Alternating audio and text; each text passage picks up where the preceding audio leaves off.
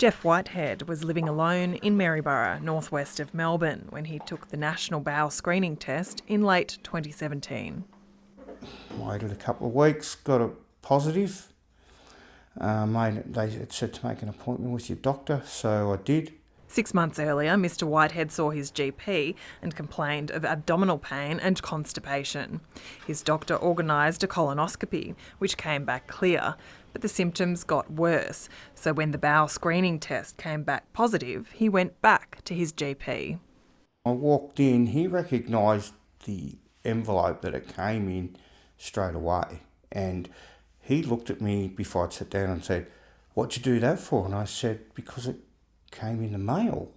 Mr Whitehead claims his doctor told him he didn't need to worry because the earlier colonoscopy result was normal. He just screwed it straight up. He didn't even open it. He just screwed it up, the envelope with the letter in it, and threw it in his waste paper bin. Clinical guidelines from the time state that if investigations are incomplete, an alternative investigation is necessary.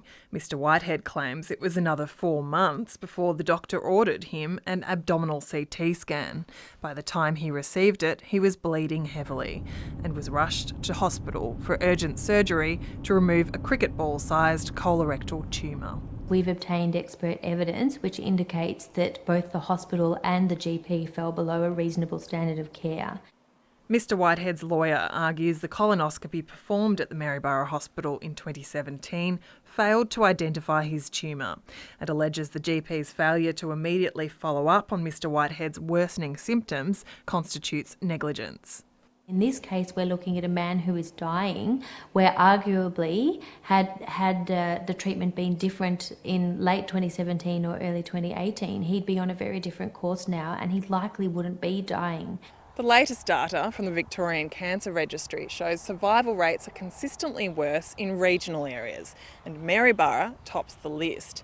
The Cancer Council says that gap between regional and metropolitan survival rates needs attention.